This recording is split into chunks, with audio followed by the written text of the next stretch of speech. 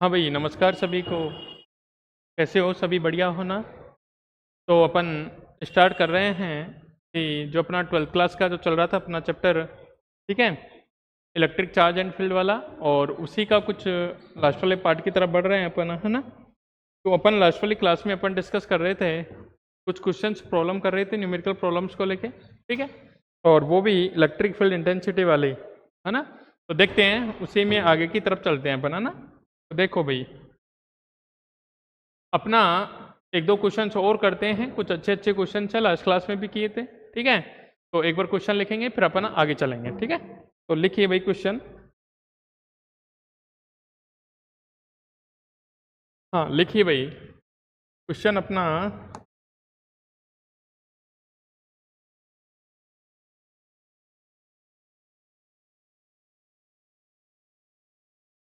ठीक है, देखो क्वेश्चन लिखिएगा भाई। क्वेश्चन अपना ये है 0.002 मिलीग्राम, 0.002 मिलीग्राम, ठीक है भाई। हाँ, द्रव्यमान वाली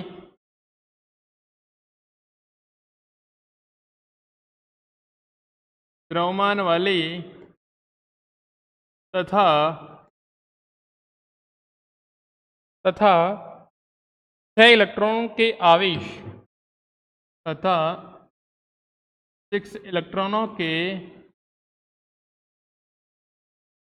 आवेश, ठीक है भाई। कितना इलेक्ट्रॉन का आवेश है? से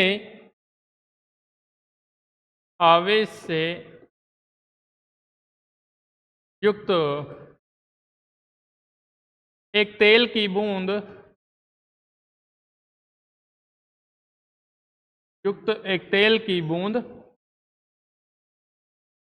समरूप विद्युत क्षेत्र में समरूप विद्युत क्षेत्र में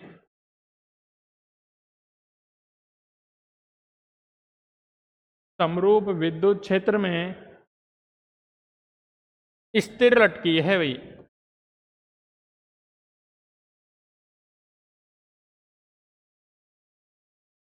स्थिर लटकी है तो विद्युत क्षेत्र की तीव्रता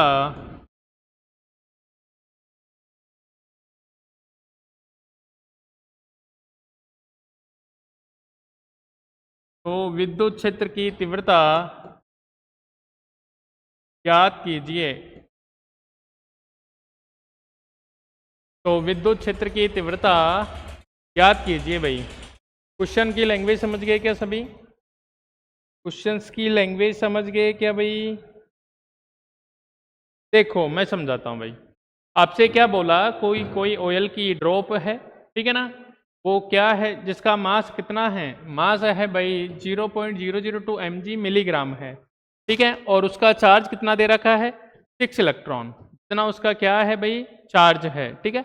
एक समरूप विद्युत क्षेत्र अभी पढ़ेंगे, समरूप और यूनिफॉर्म नॉन यूनिफॉर्म बोलते हैं, समरूप और असमरूप, है ना? उसकी बात करेंगे। समरूप विद्युत क्षेत्र में स्थिर लटकी है भाई। जैसे मैं बात करूं कि ये अपनी कोई ऑयल की बूंद है भाई, है ना? ऑयल की बूंद है जिसका मास m है, चार्ज कितना है? g है, ठीक है। ये अपनी कोई ऑयल की बूंद मान लेता हूं भाई, इसका मास m और चार्ज कितना है भाई? 6 इलेक्ट्रॉन जितना चार्ज है, ठीक है। ये एक समान विद्युत क्षेत्र में लटकी हुई है भाई, एक समान विद्युत क्षेत्र में लटकी हुई है। तो नीचे की ओर तो क्या लगेगा भाई? mg। अब ये एक समान विद्युत क्षेत्र में लटकी है तो इस पे जो इलेक्ट्रिक फील्ड होगा वो ऊपर की ओर लग रहा होगा, तभी तो लटकेगा भाई। दोनों क्या होना चाहिए? बैलेंस। तो Q इंटू कितना हो जाएगा? E हो जाएगा। मतलब जो विद्युत क्षेत्र है वो किससे बैलेंस हो रहा है? ग्रेविटेशनल फोर्स से, गुरुत्वाकर्षण से, बल से क्या हो रहा है? बैलेंस हो रहा है, ठीक है। तो अपन क्या लिखेंगे? साम्य अवस्था की स्थिति में भाई, साम्य अवस्था में अपन लिखते हैं भाई, साम्य अवस्था में कितना हो जाएगा भाई? Q into E equal to कितना भाई? mg। m आपको दे रखा है, g आप जानते हो, ठीक है। तो अपन को E चाहिए भाई। E कितना हो जाएगा? mg अपॉन कितना भाई? Q। mg अपॉन कितना हो जाएगा भाई, q हो जाएगा। ठीक है, mg कितना भाई 0.02 mg। ठीक है, तो देखना भाई 0.002, ये तो इसको मैंने ग्राम में बदला और ग्राम को किस में बदल दिया, किलोग्राम में बदल दिया, तो ये तो मास हो गया। जी मैं 10 ले लूँ, होता 9.8 है ना, मैंने 10 लिख दिया उसको ना अप्रोक्सीमेट वैल्यू करके। ठीक है, और नीचे चार्ज कितना है, 6 इलेक्ट्रॉन जितना है, तो मतलब 6e, तो 1.6 10⁻⁴ कितना -19 कूलाम हो गया। ठीक है, इसको कुछ सोल्व करोगे आप, तो इसको कुछ सोल्व करेंगे तो E यहाँ से निकल के आएगा अपना, देखो 10 की घात कितना -3। ठीक है, और ये कितना बनेगा देखना एक बार, इसको लिखा 2 और इसको लिखा मैंने 10 और इसको लिखा कितना 10 की घात कितना 3 और 3 6 और ये 3 नीचे हो जाएगा। ठीक है, तो 9 लिख दो इसको, 10 की घात कितना 9 और डिवाइड में कितना भाई 6 इंटू 1.6 इंटू 10⁻⁴ कितना -19 हो गया। ठीक है, तो यहाँ से E कितना बनेगा भाई 19 ऊपर जाएगा, एक पावर यहाँ से चली जाएगी, तो 2 इंटू इसको 10 लिख दूँ, मैंने लिखा 2 इंटू 10 इंटू कितना 10⁻⁴ कितना भाई है ना, 10⁻⁴ कितना -9 और ये जाएगा तो 10⁻⁴ कितना प्लस का 19 और इसका जब दशमलव उठाया तो एक 10 ऊपर ले गया, 6 इंटू ये बन जाएगा 16। ठीक है, तो E कितना बनेगा भाई, E बना अपने पास इतना, E लिखा मैंने, यहाँ बना कितना 2 इंटू ये कितना बन जाएगा 10⁻⁴ 21 बन जाएगा, तो 10⁻⁻ -9 इंटू 10⁻⁴ कितना 21 अपॉन में कितना 32। ठीक है, तो ये कितना बनेगा 2 इंटू 9 गया तो 10⁻⁴ कितना भाई 12 बच जाएगा, 10⁻⁴ कितना बनेगा 12 अपॉन कितना भाई 32, तो ये बनेगा कितना, इसे 100 लिख देता हूँ और 10 की घात कितना 10 बन जाएगा, ये कितना बनेगा 16 6 हो जाएगा और इतना बनेगा भाई 10⁻⁴ कितना 10, इतना इलेक्ट्रिक फील्ड आएगा अपना 6.25 10⁻⁻10 न्यूटन पर कूलाम बोल सकते हो ना, वोल्ट इंटू मीटर ही बोल सकते हो। ठीक है, तो ये इलेक्ट्रिक फील्ड इतना आएगा भाई। ठीक है, उसने क्वेश्चन क्या बोला फिर से समझा देता हूँ कि अपना कोई एक ऑयल ड्रॉप है, ठीक है, जिसका मास दे रखा है और चार्ज दे रखा है, वो इलेक्ट्रिक फील्ड में किसी समरूप विद्युत क्षेत्र में क्या हुआ है, स्थिर लटका हुआ है, मतलब उस पर जो लगने वाला फोर्स क्या है इक्विलिब्रियम में है, मतलब नेट फोर्स कितना उस पर 0 है। तो अपन ने इसको समरूप विद्युत क्षेत्र में देखा तो mg तो नीचे की ओर लगेगा ग्रेविटेशनल वाला और fe कितना लगेगा ऊपर, अगर नीचे लगता तो नीचे चला जाती बूंद, अरे नीचे लगते दोनों फोर्स तो दोनों कहाँ चली जाती है, नीचे चले जाते, लेकिन अपन ने क्या देखा एक नीचे लग रहा है तो दूसरा कहाँ लगना चाहिए, ऊपर लगना चाहिए, तभी क्या होगा ये स्थिर लटकी रहेगी। ठीक है, तो ये इलेक्ट्रिक फील्ड वाला क्वेश्चन है, लिखो भाई इसको है ना, बाकी जल्दी लिखो, नेक्स्ट क्वेश्चन पे चलते हैं अपन।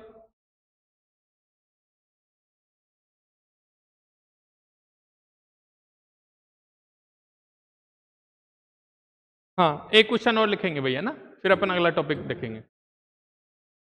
एक क्वेश्चन और लिखो तुम लोग सबके सब लिखना, एक तेल की बूंद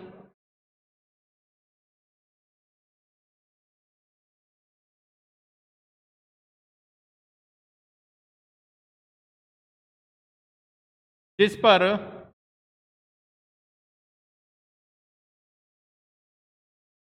बारह इलेक्ट्रॉन आवेश आवेश है, तो कितना इलेक्ट्रॉन 12 इलेक्ट्रॉन, स्थिर विद्युत क्षेत्र स्थिर विद्युत क्षेत्र स्थिर विद्युत क्षेत्र कितना 2.55 और 10⁻⁴ कितना है भाई 4 वोल्ट पर मीटर। ठीक है, 2.55 10⁻⁴ वोल्ट पर मीटर में संतुलन अवस्था में है भाई, संतुलन अवस्था में है, संतुलन अवस्था में है, यदि संतुलन अवस्था में है, संतुलन अवस्था में है यदि भाई यदि आपको दे रखा है तेल का घनत्व, भाई आपको दे दिया यहाँ पे तेल की डेंसिटी दे रखी है भाई, तेल का घनत्व, ठीक है, जिसको रो लिखते हो आप, डी लिखते हो, है ना, उसका मान दे रखा है 1.26 10⁻³ kg/m³। ठीक है भाई, ये डेंसिटी दे रखी है। तो बूंद की त्रिज्या, भाई त्रिज्या, अब की बार आपको मास नहीं दिया और डेंसिटी दे दी भाई, ठीक है। देखो इसका क्वेश्चन भी, और इलेक्ट्रिक फील्ड दे दिया आपकी बार, तो आपसे क्या पूछ ली उसने, रेडियस पूछ ली, ठीक है। तो समझना भाई, वही तेल की बूंद की बात कर रहा है जिसपे इतना चार्ज है, तो चार्ज की बात कर लेता हूं मैं भाई। देखना सॉल्यूशन में, अपने पास कोई ऑयल की ड्रॉप है, ठीक है, तो ये मैं ऑयल की ड्रॉप मान लेता हूं भाई, ये अपना ऑयल ड्रॉप है, इस पे जो चार्ज है ना, मास में m मान लेता हूं, अपन को पता नहीं है चार्ज कितना है भाई, 12 इलेक्ट्रॉन जितना है। इलेक्ट्रिक फील्ड का मान दे रखा है आपको, इलेक्ट्रिक फील्ड E दे दिया यहाँ पे कितना 2.55 10⁻⁴ कितना भाई 4, ये इलेक्ट्रिक फील्ड में रखी हुई है, और बोला है कि वो कहाँ पे है, संतुलन में है। तो सेम कंडीशन आएगी, इस पे जितना mg लगेगा ऊपर उतना ही क्या लग रहा होगा भाई, इलेक्ट्रिक फील्ड लग रहा होगा, तब जाके क्या आएगा, बैलेंस में आएगा, तब जाके क्या आएगा भाई, बैलेंस में आएगा। दोनों कहाँ होंगे, तब जाके ये बैलेंस में हो, ठीक है। तो पहली बात तो ये समझ गए आप कि अपन को संतुलन की अवस्था में,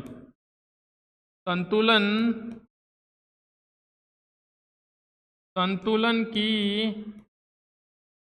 अवस्था में भाई, संतुलन की अवस्था में देखेंगे तो अपन क्या लिखेंगे भाई, QE = कितना mg लिखेंगे।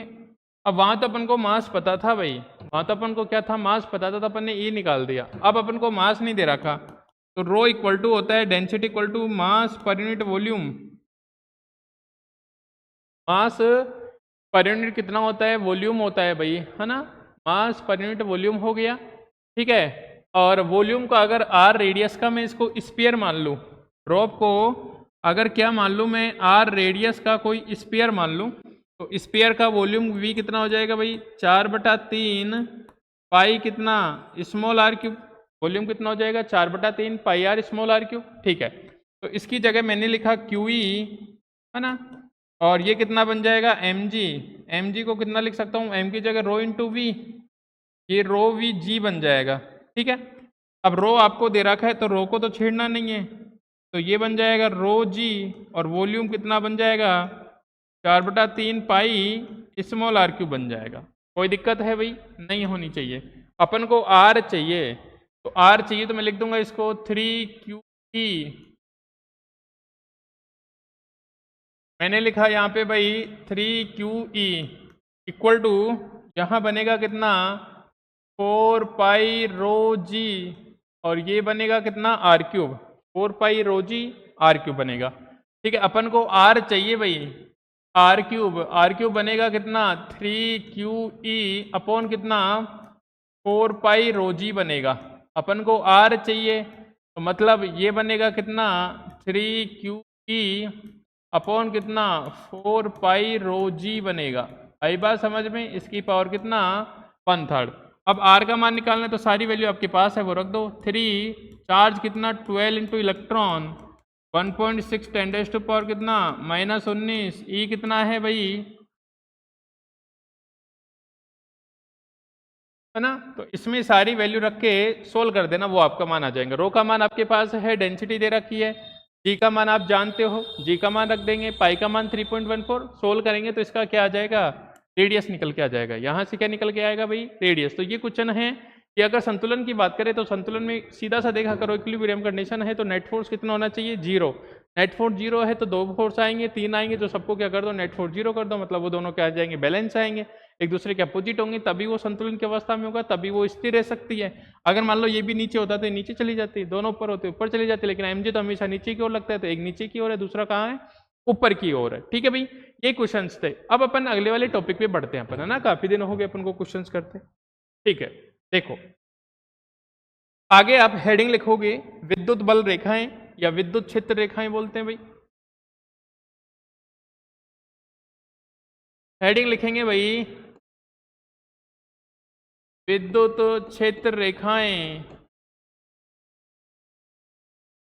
इलेक्ट्रिक फील्ड लाइंस, ठीक है, होती क्या है पहली बात तो, और समझना इनकी प्रॉपर्टी क्या होती है। छोटा क्वेश्चन बन जाता है कई बार एग्जाम में कि विद्युत बल रेखाओं के गुणधर्म लिखिए, या विद्युत बल रेखाएं क्या होती हैं समझिए, है ना, कैसे होती हैं, काफ़ी चीज़ें होती हैं, उसके बारे में एक एक के बारे में डिस्कस करेंगे। ठीक है, तो विद्युत बल रेखाएं क्या होती है। देखो अपन ने विद्युत क्षेत्र की तीव्रता पढ़ा था, E इक्वल टू कितना, F अपॉन कितना होता है Q, तो F फैक्टर इक्वल टू कितना हो जाता है Q इंटू ई। एफ फैक्टर कितना हो जाएगा Q इंटू ई। अगर Q इक्वल टू मैं क्या कर दूँ 1, तो F इक्वल टू कितना बन जाएगा E। पहली बात तो ये समझे, ठीक है, तो पहली बात तो ये समझे, और जो F वेक्टर की डायरेक्शन होगी वही किसकी होगी, E वेक्टर की डायरेक्शन होगी। दूसरी बात ये समझे, ठीक है। अगर यूनिट चार्ज की बात करूं तो जितना इलेक्ट्रिक फील्ड होता है उतना ही क्या होगा, उस पर फोर्स होगा, और उसकी डायरेक्शन होगी, जो फोर्स की डायरेक्शन होगी वही क्या होगी, इलेक्ट्रिक फील्ड की डायरेक्शन होगी, मतलब उस पर फोर्स की डायरेक्शन आएगी चार्ज पे। तो मैं बोलूंगा विद्युत क्षेत्र रेखाएं, देखो काल्पनिक होती है पहली बात तो, ऐसा कुछ होता नहीं है। विद्युत क्षेत्र रेखाएं विद्युत क्षेत्र में खींचे गया वह काल्पनिक वक्र होता है, ठीक है, जो एकांक आवेश पर लगने वाले बल तथा उसके चलने की दिशा, मतलब उसकी दिशा को प्रदर्शित करता है। विद्युत क्षेत्र में खींचा गया वह काल्पनिक वक्र होता है, ठीक है ना, विद्युत क्षेत्र में खींचा गया वह काल्पनिक वक्र होता है जो एकांक आवेश पर बल तथा उसके चलने की दिशा की, आवेश किधर चल रहा है उसकी डायरेक्शन को रिप्रेजेंट करेगा। ठीक है, तो ये चीजें अपन लिख ले एक बार परिभाषा, फिर इसकी प्रॉपर्टी पढ़ेंगे। ठीक है, तो देखना लिखें भाई, विद्युत क्षेत्र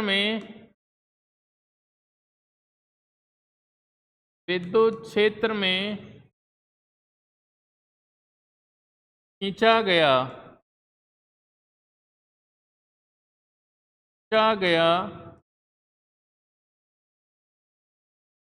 वह काल्पनिक पृष्ठ, वह काल्पनिक वक्र बोल सकते हो, वह काल्पनिक वक्र विद्युत क्षेत्र में खींचा गया वह काल्पनिक वक्र जो कि एकांक आवेश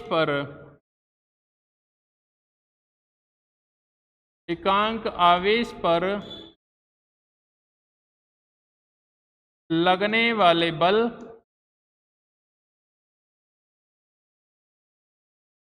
तथा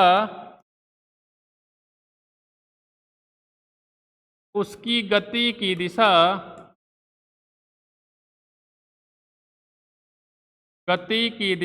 को प्रदर्शित करता है,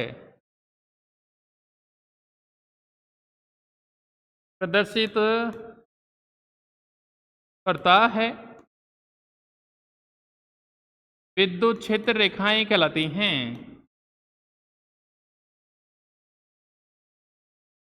विद्युत क्षेत्र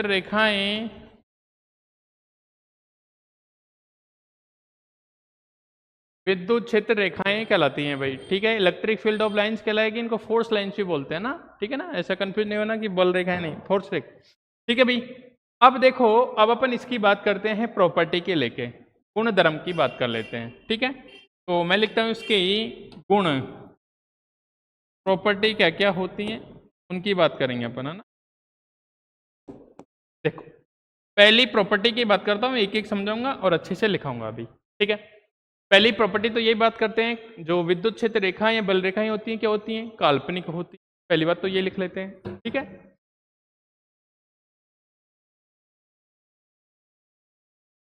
विद्युत बल या क्षेत्र रेखाएं भाई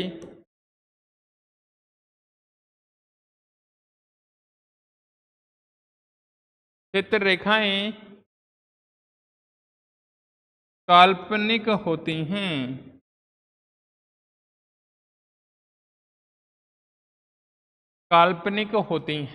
ठीक है भाई। विद्युत क्षेत्र या बल रेखाएं क्या होती हैं भाई, काल्पनिक होती हैं, है ना, ऐसा कुछ होता नहीं है, पहली बात तो। ठीक है, दूसरी देखो, विद्युत क्षेत्र रेखा पर खींचा गया विद्युत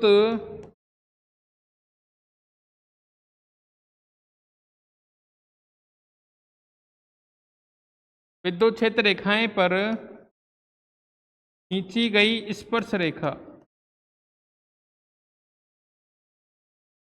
खींची गई स्पर्श रेखा विद्युत क्षेत्र की दिशा को प्रदर्शित करती है।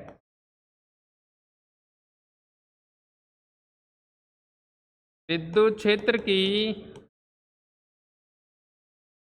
दिशा को प्रदर्शित करती है।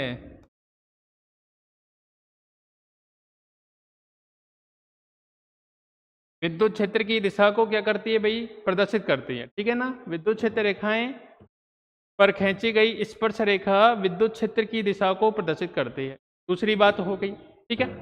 तीसरी बात करते हैं, तीसरी बात कर लेते हैं। यही करूंगा भाई, जगह है अपने पास। देखो, ओह इधर आ गया क्या? तीसरी बात कर लेता हूं आपसे मैं। तीसरी बात ये है भाई, तीसरी बात हो दोनों तरफ से ऐसे कैसे?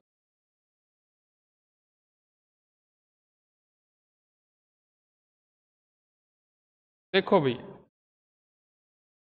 हाँ, पहली विद्युत बल रेखाएं काल्पनिक होती है। विद्युत क्षेत्र रेखाएं पर खींची गई स्पर्श रेखा विद्युत क्षेत्र की दिशा को प्रदर्शित करती है।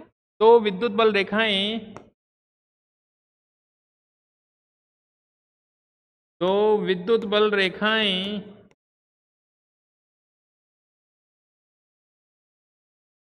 कभी भी एक दूसरे को नहीं काटती हैं, एक दूसरे को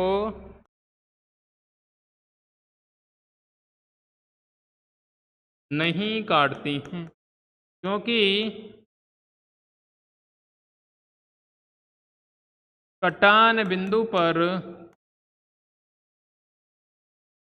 क्योंकि कटान बिंदु पर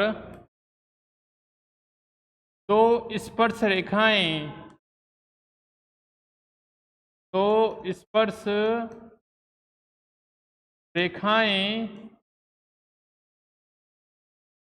खींची जा सकती हैं, जो कि असंभव है। तो दो खिंच गई तो दो डायरेक्शन बताए गए कि पॉइंट पे, जो कि असंभव है, मतलब वहां फील्ड की दो डायरेक्शन हो जाएगी भाई, ठीक है, जो कि असंभव है, ठीक है। तो देखो कैसे भाई, जैसे मान लो ये अपनी कोई विद्युत बल रेखा है, ठीक है। अपन को इस पे डायरेक्शन चाहिए, यहाँ पे फील्ड की डायरेक्शन, तो अपन क्या करेंगे, यहाँ पे ऐसे कोई टेंजेंट डालेंगे, इलेक्ट्रिक फील्ड की डायरेक्शन आ जाएगी, ठीक है। तो ये क्या दिखाएगा, विद्युत क्षेत्र की दिशा, विद्युत क्षेत्र की दिशा को प्रदर्शित करेगा, या फिर ये प्रदर्शित करेगा कि जो चार्ज पार्टिकल पे है फोर्स कौन सी डायरेक्शन में लग रहा है, ठीक है।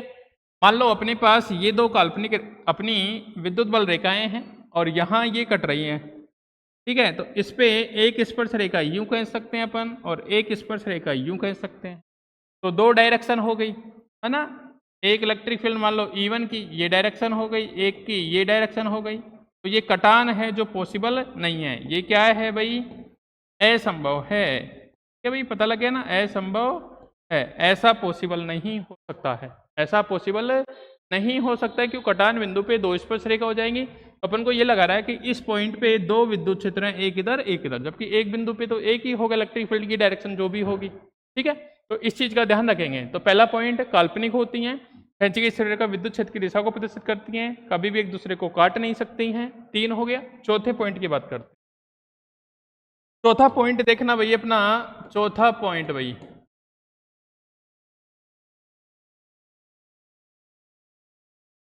चौथा पॉइंट की मैं बात कर लूं आपसे, करो तो भाई। देखो चौथा पॉइंट लिखो, धनावेश के कारण, धनावेश के कारण विद्युत क्षेत्र रेखाएं, विद्युत क्षेत्र रेखाएं आवेश से प्रारंभ होकर आवेश से प्रारंभ होकर अनंत की ओर जाती हैं,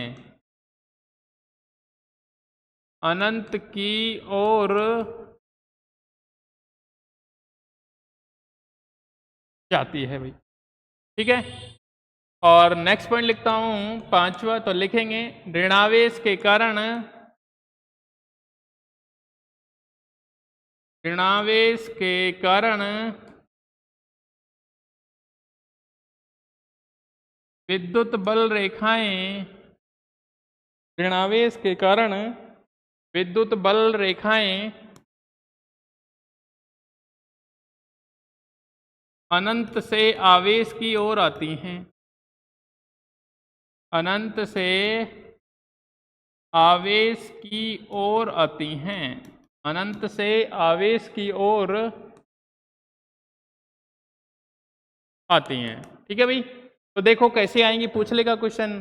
अपने लिखा था ना प्लस आवेश के कारण विद्युत क्षेत्र बाहर की ओर होता है और माइनस के कारण आवेश की ओर होता है, तो वही चीजें हैं। ठीक है, तो देखो भाई, अगर ये अपना प्लस चार्ज है भाई, प्लस क्यू, ये आवेश है, तो इस पे जो इलेक्ट्रिक फील्ड ऑफ लाइंस होंगी आवेश से स्टार्ट होके कहाँ पे जाएंगी, अनंत की ओर जाएगी। इस टाइप से आवेश से स्टार्ट होके कहाँ पे जाएगी, अनंत की ओर जाएगी। आवेश से स्टार्ट होके कहाँ पे जाएगी, अनंत की ओर जाएगी। आवेश से स्टार्ट होके कहाँ पे जाएगी, अनंत की ओर जाएगी। आवेश से स्टार्ट होके कहाँ पे जाएगी, अनंत की ओर जाएगी। ठीक है, तो ये कौन सा चार्ज अपना, धनात्मक आवेश,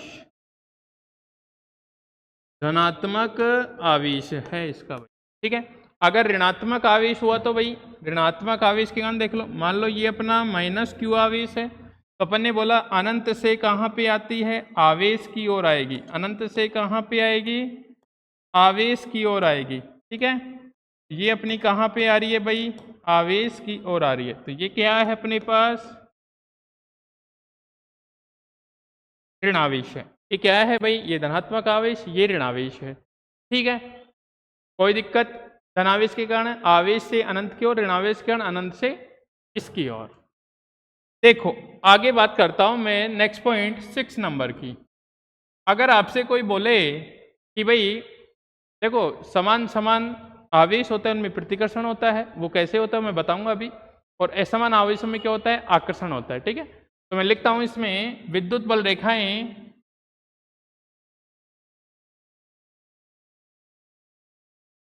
विद्युत बल रेखाएं लंबाई के अनुदिश, विद्युत बल रेखाएं लंबाई के अनुदिश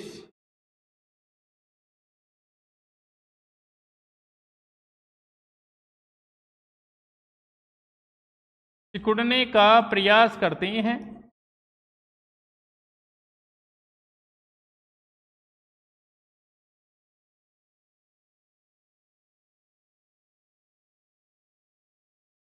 जिसके कारण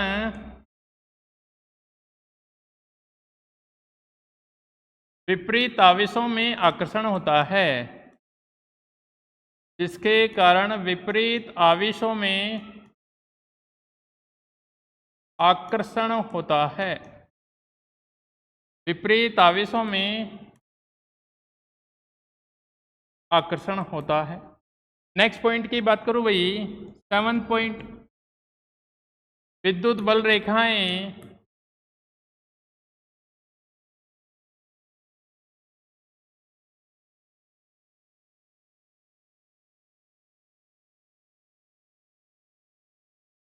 बल रेखाएं लंबाई के लंबवत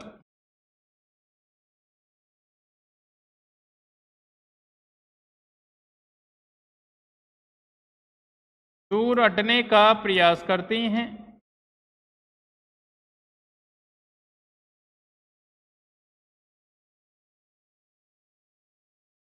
जिसके कारण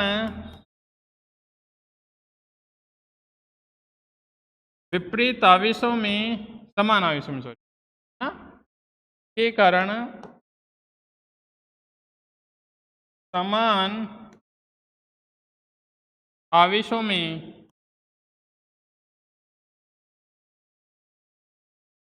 प्रतिकर्षण होता है। समान आवेशों में प्रतिकर्षण होता है। ठीक है भाई, लंबाई के लंबवत मतलब लंबाई के अनुदिश लंबाई के अलोंगे, और लंबाई के लंबवत जाएंगे तो वो दूर हटने का प्रयास करती हैं, वहां सिकुड़ने का प्रयास करती हैं। ठीक है, कोई दिक्कत नहीं है। नेक्स्ट पॉइंट लिखेंगे 8वां भाई। हाँ, विद्युत बल रेखाएं, विद्युत बल रेखाएं समविभव पृष्ठ,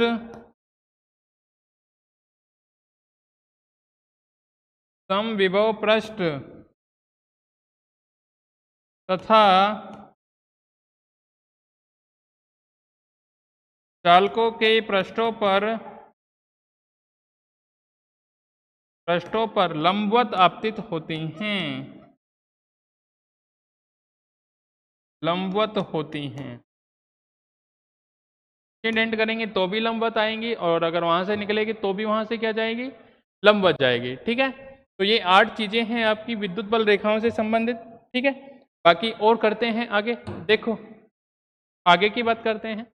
ठीक है, 8 के बाद 9 नंबर।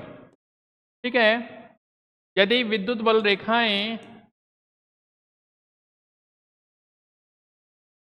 यदि विद्युत बल रेखाएं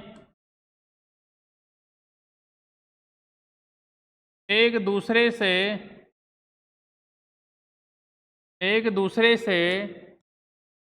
विद्युत बल रेखाएं एक दूसरे से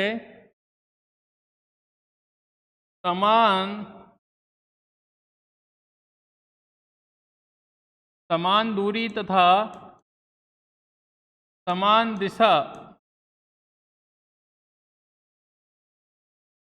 समान दिशा में स्थित हो तो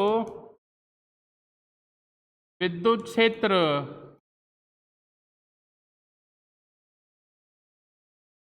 समरूप विद्युत क्षेत्र, समरूप विद्युत क्षेत्र कहलाता है, या फिर समान भी बोल सकते हो ना, यूनिफॉर्म बोलते हैं भाई। ठीक है, कैसे, जैसे अगर ये अपनी विद्युत बल रेखाएं हैं इस टाइप से, एक ही डायरेक्शन में हैं और एक दूसरे से समान दूरी पे है, तो ये फील्ड कैसा कहलाएगा भाई, समरूप या समान। समरूप बोले, समान बोले, और इंग्लिश में बोले तो यूनिफॉर्म बोले, एक ही बात है। ठीक है, यूनिफॉर्म फील्ड कहलाएगा। ये कैसा आ जाएगा भाई, यूनिफॉर्म फील्ड कहलाएगा। ठीक है, जबकि अगर समदूरस्थ समान दूरी पे नहीं हो तो उससे बोलेंगे असमान, असमरूप, नॉन यूनिफॉर्म फील्ड बोलेंगे। ठीक है, तो 10 की बात कर लेता हूं मैं आपसे। यदि विद्युत बल रेखाएं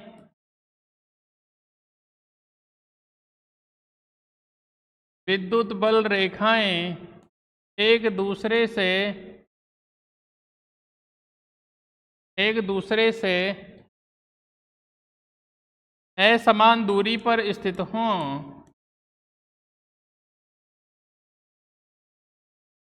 असमान दूरी पर स्थित हो तो विद्युत क्षेत्र, तो विद्युत क्षेत्र असमान या असमरूप, तो विद्युत क्षेत्र असमान या असमरूप विद्युत क्षेत्र कहलाता है।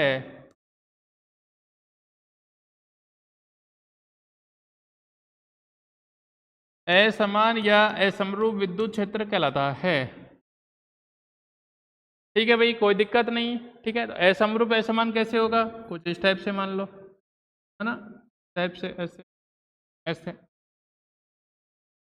यहाँ तो क्या है, डिस्टेंस अलग है। यहाँ अगर यहाँ पॉइंट ए हो और यहाँ पॉइंट अपने पास क्या हो, बी, तो अपन डायरेक्ट लिख देंगे ई ए लेस देन कितना होगा भाई, ई बी। जहाँ पास पास होता है वहाँ फील्ड ज़्यादा होता है, इसको लिख सकते हैं असमान या असमरूप, है ना, बोले तो non uniform, non uniform field बोलते हैं भाई। ठीक है, यहाँ तक कोई दिक्कत नहीं है। अब अपन देखो अगर चार्जेज की बात करें, देखो उनमें अपन विद्युत बल रेखाएं देखते हैं उनकी कैसी कैसी होती हैं। देखना भाई, अगर प्लस और माइनस दोनों प्लस प्लस ले लेते हैं भाई, देखो प्रतिकर्षण कैसे होता है आपको दिखा देते हैं। अभी आपके सामने आएगा, फील आएगी आपको एकदम, देखना भाई। प्लस प्लस के कारण आपने देखा था विद्युत बल रेखाएं आवेश से दूर की ओर, ये आवेश से दूर की ओर, ये आवेश से दूर की ओर, और ये आवेश से दूर की ओर। इसी प्रकार यहाँ से आवेश से दूर की ओर, आवेश से दूर, आवेश से दूर की ओर, आवेश से दूर की ओर। ठीक है, लेकिन जो यहाँ विद्युत बल रेखाएं इधर से जाएगी, इसकी भी इधर आएगी, तो दोनों क्या होगा, एक दूसरे से दूर हटेंगे। ठीक है, तो यहाँ की विद्युत बल रेखाएं कुछ इस टाइप से जाएगी, लेकिन ऐसे मुड़ जाएगी भाई। यहाँ की बल रेखाएं ऐसे आएगी, लेकिन ऐसे मुड़ जाएगी। इसकी बल रेखाएं ऐसे आएगी, लेकिन ऐसे मुड़ जाएगी। इसकी बल रेखाएं यहाँ से जाएगी, कुछ ऐसे मुड़ जाएगी। इसकी बल रेखाएं इधर से आके इधर घूम जाएगी, इसकी बल रेखाएं इधर से आके इधर से घूम जाएगी, इसकी बल रेखाएं इधर से इधर घूम जाएगी, इसकी बल रेखाएं इधर से इधर।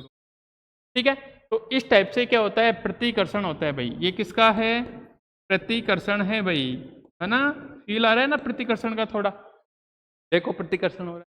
अगर आकर्षण की बात करूं तो ये लेते हैं, देखते हैं अपन आकर्षण की बात करेंगे तो यहाँ से देखो 12 पॉइंट, अगर एक ले लिया मैंने प्लस चार्ज, ठीक है, प्लस क्यू, और एक ले लिया मैंने माइनस क्यू, एक ले लिया प्लस क्यू, एक ले लिया माइनस क्यू, तो यहाँ से विद्युत बल रेखाएं देखो प्लस से दूर, है ना, ये गई, इसकी आवेश से दूर, इसकी भी किधर आवेश से दूर, इसकी भी किधर आवेश की दूर, इससे भी आवेश की दूर, है ना, और इससे भी क्या आवेश की दूर, और इस पे क्या आएगी, आवेश की ओर आएगी, तो यहाँ से स्टार्ट होके इधर जाएगी ऐसे, यहाँ से स्टार्ट हो गई इधर चली गई ऐसे, यहाँ से स्टार्ट हो गई इधर चली गई ऐसे, यहाँ से स्टार्ट हो गई इधर चली गई ऐसे, और इस पे कुछ फील्ड रेखाएं बाहर से भी आएंगी इधर से ऐसे।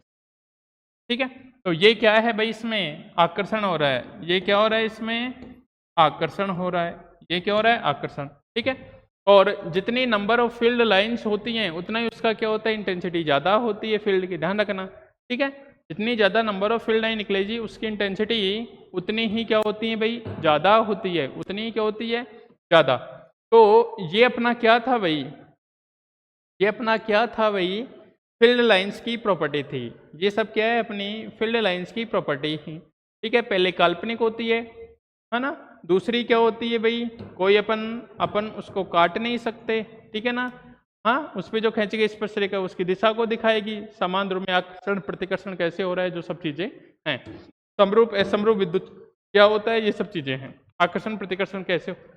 ठीक है, अब अपन आगे बात करते हैं, एक अपना छोटा सा टॉपिक है विद्युत फ्लक्स के बारे में। ठीक है, विद्युत फ्लक्स क्या होता है भाई, विद्युत फ्लक्स ये होता है विद्युत क्षेत्र में स्थित लंबवत पृष्ठ से गुजरने वाली विद्युत बल रेखाओं की संख्या, जितनी ज्यादा विद्युत बल रेखाएं जाएंगी उससे उतना ही फ्लक्स क्या होगा, उसका ज्यादा होगा। फ्लक्स क्या होगा भाई, उतना ही क्या होगा, ज्यादा होगा। तो विद्युत फ्लक्स की चर्चा कर लेते हैं। ठीक है, फिर कल से अपन अपना डाइपोल वाला चैप्टर स्टार्ट करेंगे, है ना। तो एक बार विद्युत फ्लक्स और पढ़ लेते हैं अपन, है ना। देखो भाई, इसको लिख लो एक बार, लिखना हो तो।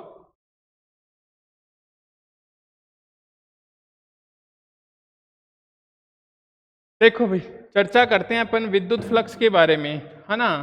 तो अपन लिखते हैं भाई विद्युत फ्लक्स, यहां अपना आता है विद्युत फ्लक्स, विद्युत फ्लक्स, इलेक्ट्रिक फ्लक्स बोलते हैं भाई, विद्युत फ्लक्स क्या बोलते हैं भाई, इलेक्ट्रिक फ्लक्स बोलते हैं। ठीक है, तो देखो परिभाषा कैसे लिखेंगे भाई, कोई अपना जो भी फ्रेम, जैसे देखो इसको ऐसे मान सकते हैं, मान लो नदी है, नदी में पानी बह रहा है, अपने उसके अंदर कोई फ्रेम डाल दिया, तो फ्रेम से जितना पानी निकलेगा वो जो पानी की जो क्वांटिटी है, वो मात्रा है, उसी को अपन क्या बोलते हैं, फ्लक्स बोलते हैं। ठीक है, तो मैं लिखता हूं विद्युत क्षेत्र में स्थित,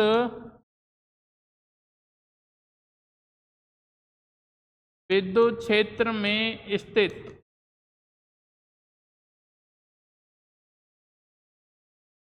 स्थित किसी पृष्ठ से,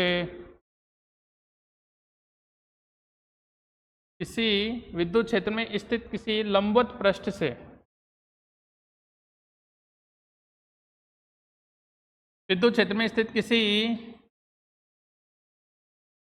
लंबवत पृष्ठ से गुजरने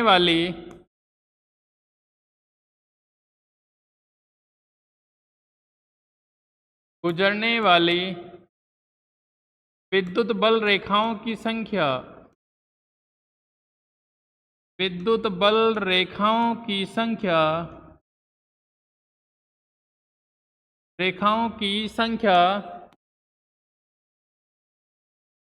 विद्युत फ्लक्स कहलाता है।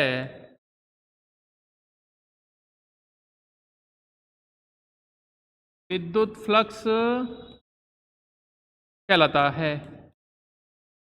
ठीक है भाई, इसे phi E for electric field, phi for flux के लिए ना, इसे फाई ई से प्रदर्शित करते हैं, इसे फाई ई से प्रदर्शित करते हैं। ठीक है भाई, तो फाई के बारे में पढ़ लेते हैं। फाई कैसी होती है भाई? अदिश राशि होती है, पहली बात तो अदिश राशि।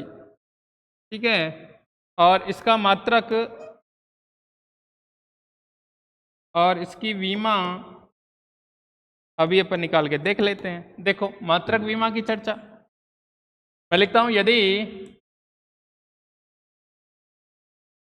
विद्युत क्षेत्र ई में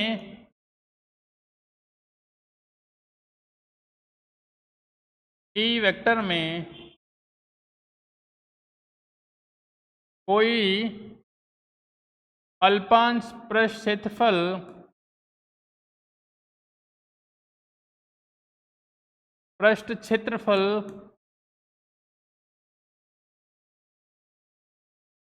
ds वेक्टर ले सकते हो, da वेक्टर, ds वेक्टर हो तो विद्युत फ्लक्स डी फाई भाई हो तो विद्युत फ्लक्स डी फाई ई लिख दूं मैं इसको।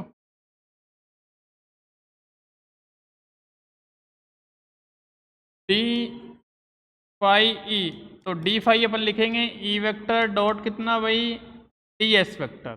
ठीक है, तो अपन इसको ऐसे ले सकते हैं, डी फाई ई ये बन जाएगा कितना, E D S cos theta.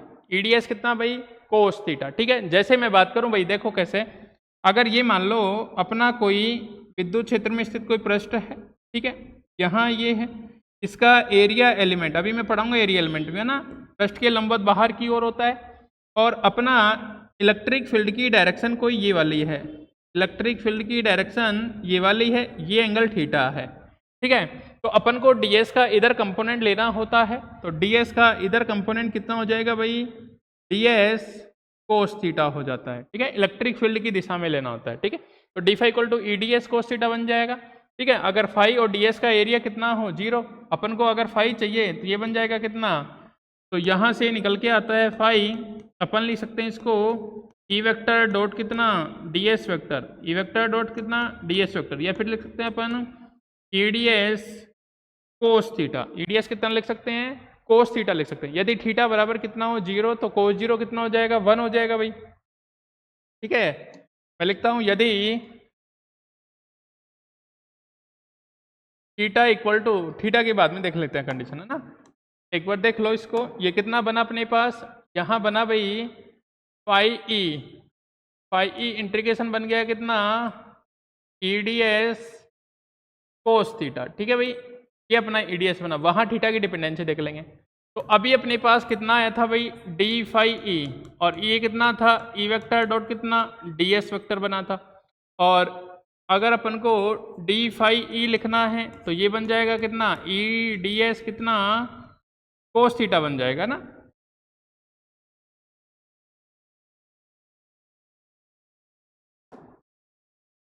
E D s कितना बन जाएगा, कोस थीटा।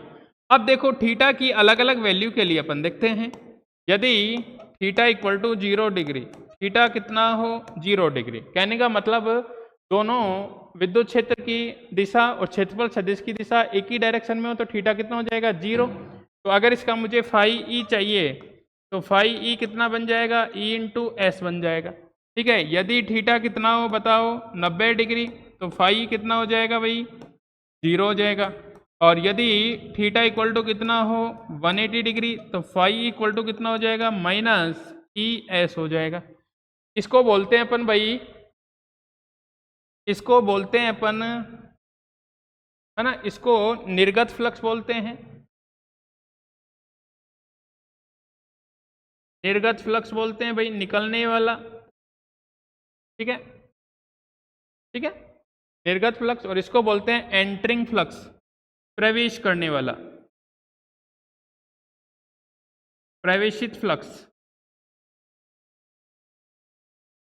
है ना, प्रवेश करने वाला। इसको निर्गत बोलते हैं, इसको आगत बोल सकते हैं भाई, आने वाला, ये जाने वाला। तो ये पहले ही माइनस ले लिया ना, एक को प्लस लेना होता है, दूसरा कैसा, डायरेक्शन माइनस हो जाती है। ठीक है, तो ये 90 डिग्री है, ये हो जाएगा। ठीक है, अगर अपन से अब इसकी बात करें डायमेंशन को लेके, देखना तो अपने पास फाई ई, अगर कंप्लीट के लिए लिखूं तो ऐसे लिख सकता हूं ई इंटू एस।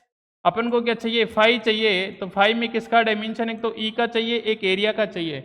ई को कैसे लिख सकता हूं मैं, चूंकि ई इक्वल टू कितना होता था अपना, एफ अपॉन कितना, क्यू। तो फाई ई इसको लिख सकता हूं मैं कितना, एफ एस अपॉन कितना, क्यू। एफ का कितना हो जाएगा, एम एल टी माइनस कितना 2, और एस का कितना भाई L2, और ये कितना 80, चार्ज का कितना होता है भाई 80। तो ये बनेगा कितना, एम L3 T माइनस 3, और A माइनस कितना हो जाता है 1। ये इसका डायमेंशन आएगा, ये इसका डायमेंशन आएगा। ठीक है, और यहाँ से लिख सकते हो वोल्ट इंटू मीटर, है ना, पर एरिया मीटर स्क्वायर जो भी आएगा वो लिख लेंगे, है ना, न्यूटन पर कूलम जो भी है ना। ठीक है, तो वहां से अपना इसका मात्रक निकाल लेंगे अपन। ठीक है, कोई दिक्कत यहाँ तक नहीं है ना। तो फाई ई इस टाइप से है। अगर आगे इसकी चर्चा करूं मैं, आगे इसकी चर्चा करूं, देखो अगर थीटा इक्वल टू 0 का केस कैसे हो जाएगा। देखो अपना मान लो ये कोई अपना सरफेस एरिया है कोई, ठीक है, अब इसका सरफेस एरिया मान लो ये अपना है, तो पृष्ठ के लंबवत बाहर की ओर, पृष्ठ के लंबवत क्या भाई, बाहर की ओर। अगर एरिया और इलेक्ट्रिक फील्ड भी इधर ही हो भाई, आगे काम आएगा बहुत ना, देखना अगर एरिया इधर हो, डीएसपी इधर हो, तो थीटा इक्वल टू कितना भाई 0। तो phi E D phi E कितना बन जाएगा, ई इंटू डी एस बन जाएगा। दोनों तरफ मैंने इंटीग्रेशन किया, तो यहाँ से फाई ई कोई कांस्टेंट है, तो ये बन जाएगा कितना डी एस, तो जो उसका एरिया वो निकल के आ जाएगा। ठीक है, इसी प्रकार मैं अगर दूसरे की बात करूँ, ये अपना, ठीक है, इसकी बात कर लेते हैं। अगर एरिया एलिमेंट ये अपना कोई सरफेस है, इसका एरिया एलिमेंट ये है ds वेक्टर, और इलेक्ट्रिक फील्ड की डायरेक्शन कुछ इस टाइप से हो, इलेक्ट्रिक फील्ड की डायरेक्शन कुछ इस टाइप से हो, तो थीटा इक्वल टू कितना हो गया भाई 90 डिग्री। थीटा इक्वल टू कितना हो गया 90 डिग्री हो। ये ऐसे रखी हुई है और इसके ऐसे से ही जा रहा है, ये ऐसे रखा हुआ कोई फ्रेम ऐसे से, और वो कंडीशन कैसी थी, ऐसे, वो ऐसे रखा हुआ था और इधर से जा रहा था, तो जितना इससे निकल के जाएंगे फील्ड लाइंस वही क्या हो जाएगा, फ्लक्स हो जाएगा। तो थीटा 90 हो जाएगा, तो डी फाई इक्वल टू कितना 0। ठीक है, तो फाई इक्वल टू कितना हो जाएगा भाई 0 हो जाएगा। इसी प्रकार तीसरे केस की बात करो, अगर किसी एंगल थीटा पे हो तो देख लेते हैं, है ना, 180 डिग्री हो, 180 डिग्री मतलब अपोजिट हो, जैसे कैसे भाई, ये अपना फील्ड लाइंस है, ठीक है, एरिया एलिमेंट की डायरेक्शन ये वाली, एरिया एलिमेंट ये वाला, और इलेक्ट्रिक फील्ड इधर हो, इलेक्ट्रिक फील्ड किधर हो भाई इधर हो, तो यहाँ से डी फाई इक्वल टू कितना बन जाएगा ई डी एस, और कोस कितना 180 डिग्री, तो डी फाई ई निकल के आता है माइनस ई डी एस निकल के आता है। यहाँ मैंने इंटीग्रेशन किया, ये बना कितना फाई ई माइनस कितना ई, और इंटीग्रेशन कितना भाई डी एस बन के आया।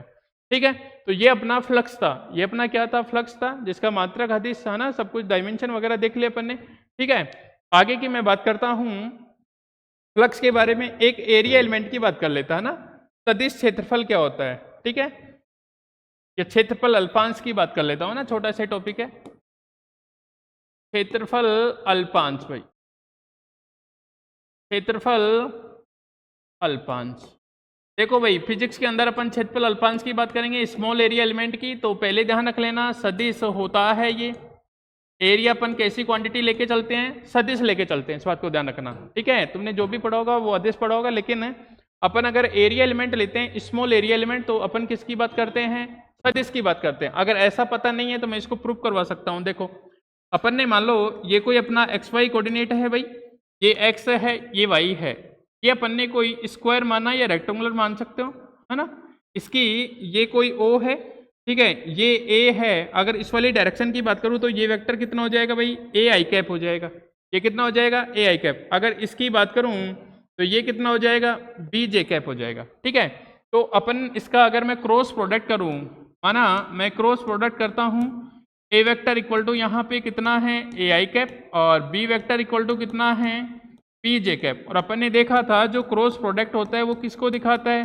उसका फिजिकल मीनिंग एरिया को दिखाता है। तो ये बनेगा कितना, ए आई क्रॉस कितना पी जे, ए बी तो कोई कांस्टेंट है, आई कैप क्रॉस कितना जे कैप, तो ये कितना आएगा, ए बी कितना आएगा भाई के कैप। तो ये एरिया आएगा, और एरिया कैसी क्वांटिटी आ रही है, सदिश क्वांटिटी। तो फिजिक्स में जब भी अपन एरिया कंसीडर करके चलेंगे तो उसको अपन एज ए सदिश ट्रीट करेंगे, वेक्टर की तरह ट्रीट करेंगे। ठीक है, तो इतना ही ध्यान रखना है क्षेत्रफल अल्पांश में कि क्षेत्रफल अल्पांश अपन लेंगे जब भी, तो अपन क्या लेंगे, इसको सदिश की फॉर्म में लेंगे, और इसकी दिशा हमेशा पृष्ठ के लंबवत बाहर की ओर होगी भाई। क्षेत्रफल अल्पांश की अगर इसकी दिशा की बात करूं, मैं इसकी दिशा की बात करूं, दिशा की जब भी बात करूंगा तो इसकी दिशा पृष्ठ के लंबवत, ठीक है भाई, पृष्ठ के लंबवत बाहर की ओर। पृष्ठ के लंबवत कहाँ पे लूंगा मैं, बाहर की ओर। किसकी दिशा, क्षेत्रफल अल्पांश की दिशा। पृष्ठ के लंबवत बाहर की ओर इसकी क्या होगी भाई, डायरेक्शन होगी। ये दो चीजें ध्यान रखने की है, क्षेत्रफल अल्पांश, है ना। बाकी जब भी अपन गाउस का नियम पढ़ेंगे तब वह चीजें कंसीडर करेंगे, है ना। तो ये चीज ध्यान रखना कि क्षेत्रफल कैसी क्वांटिटी, अल्पांश सदिश क्वांटिटी होती है, डायरेक्शन क्या होती है, पृष्ठ के लंबवत बाहर की ओर होती है। ठीक है, और मैंने यहाँ से प्रूव भी करवा दिया कि कैसी क्वांटिटी होती है भाई, सदिश क्वांटिटी होती है। कैसी क्वांटिटी, सदिश क्वांटिटी होती है। अपन ने एरिया वेक्टर प्रोडक्ट पढ़ा था, उसमें भी यही निकल के आता है। ठीक है, तो आज के लिए इतना ही करते हैं, बाकी कल अपन इसका डाइपोल वाला चैप्टर स्टार्ट करते हैं। डाइपोल मोमेंट क्या है ना, एक्सिस पे अपन इलेक्ट्रिक फील्ड निकालेंगे और इक्वेटर निरक्ष पे भी निकालेंगे, अक्ष निरक्ष, है ना, और किसी आर थीटा वाली पोजीशन पे। ठीक है, सबके लिए। उसके बाद अपन गाउस वाले टॉपिक पे आएंगे, है ना। तो आज के लिए इतना ही भाई।